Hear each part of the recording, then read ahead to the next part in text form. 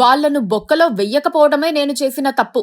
విశ్రాంత ఇంజనీర్ శ్యాంప్రసాద్ రెడ్డిని జైలుకు పంపిస్తే తెలిసేది. కమిషన్ల కోసం హరీష్ రావు స్టేట్మెంట్లిస్తున్నారు. ఆయన కోసమే ఈటలా మాట్లాడుతున్నారు అంటూ బూతులు, అన్పార్లమెంటరీ భాషతో సీఎం రేవంత్ రెడ్డి మరోసారి విరుచుకుపడ్డారు. ప్రతిరోజు ఆయన ఏదో విధంగా విపక్షాలను తిట్టిపోస్తున్నారు. తెలంగాణ రైతుల పంటలను కాపాడేందుకు కన్నెపల్లి పంప్ హౌస్ నుంచి నీటిని ఎత్తిపోయాలని బీఆర్ఎస్ నేతలతో పాటు BJP Malkajgiri MP Etela Rajender demand చేస్తే సీఎం రేవంత్ వారిపై బూతులకు లేచారు. నీటి విడుదలకు సలహా ఇచ్చిన రిటైర్డ్ ఇంజనీర్లపై ఒక రేంజ్లో విరుచుకుపడుతూ వారిని అరెస్ట్ చేస్తానని హెచ్చరించేశారు. ఈ రోజు వారి తిట్ల పురాణం ఇప్పుడు తెలంగాణ ప్రజలందరికీ విసుగు పుట్టించేదిగా ఉందని చెప్పేందుకు సందేహించకూడదు. పూర్తి లోపాలతో కూడని national dam safety authority NDSA నివేదిక ఆధారంగా రేవంత్ మాట్లాడటం తెలంగాణ ప్రజలకు, మేధావులకు ఏమాత్రం రుచించటం లేదు.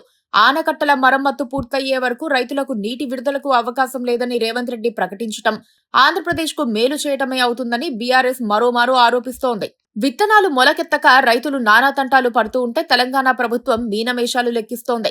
వానలు లేక పంటలు ఎండిపోతుంటే రాజకీయ ప్రకటనలతో కాలయాపన చేస్తోంది. ప్రాజెక్టుల్లో ఉన్న కొద్దిపాటి నీటిని కాలువల్లో విడుదల చేయాల్సిన తరుణంలో అడ్డం పొడవు మాట్లాడుతోంది. పైగా ప్రభుత్వ పెద్దలు విపక్ష నేతలపై వ్యక్తిగత దూషణలకు దిగుతున్నారు. సీఎం రేవంత్ రెడ్డి తీరు ఆక్షేపణీయంగా ఉందని జనం చర్చించుకునే పరిస్థితి వచ్చింది. ఎన్డీఎస్ఏ సూచనల మేరకు పరీక్షలన్నీ పూర్తి చేసి పునరుద్ధరణ పనులు పూర్తి చేసిన అనంతరం బరాజులు వినియోగిస్తామని, అప్పటి వరకు నీళ్లు ఎత్తిపోసేది లేదని CM Revanth Reddy press meet పెట్టి మరీ తేల్చి చెబుతున్నారు. అయినా నీళ్లను ఎత్తిపోయాలని డిమాండ్ చేయటం తప్పుదోవ పట్టించడమేనని ఎదురుదాడికి దిగుతున్నారు.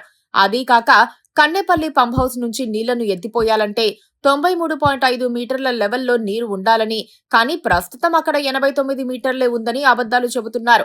సమగ్ర పరిశీలన జరపకుండా నివేదిక ఇచ్చిన ఎన్డీఎస్ఏ మాటలు వింటున్నారు తప్పితే తెలంగాణ రైతుల గోసను పట్టించుకోవటం లేదన్న ఆరోపణలు వెల్లువెత్తుతున్నాయి. మేడిగడ్డ డ్యామేజీ తప్పితే ఇతర ప్రాజెక్టులు ఎలా ఉన్నాయో తెలియని రేవంత్ రెడ్డి ఇష్టానుసారం మాట్లాడుతున్నారన్న ఫీలింగ్ కూడా వచ్చేస్తోంది. అన్నారం, సుందిళ్లలో ఎప్పుడో సీవేజ్ సమస్యలను అరికట్టినప్పటికీ ఇప్పుడు కూడా అవే సాకులు చూపేందుకు రేవంత్ రెడ్డి ప్రయత్నిస్తున్నారు. అటువైపు నుంచి నీటి విడుదలకు ససేమిరా అంటున్నారు. పైగా బరాజు మరమ్మతుకు కేంద్ర సంస్థల నుంచి గ్రీన్ సిగ్నల్ అందిన తర్వాత కూడా ప్రభుత్వం వైపు నుంచి ఎలాంటి స్పందన రావటం లేదు. అదేమంటే బరాజుకు సిద్ధం చేసిన తర్వాత నీటి విడుదల చేస్తామని ఇరిగేషన్ మంత్రి ఉత్తమ్ కుమార్ రెడ్డి ప్రకటించటం అవగాహన రాహిత్యానికి నిదర్శనంగా నిలుస్తోంది.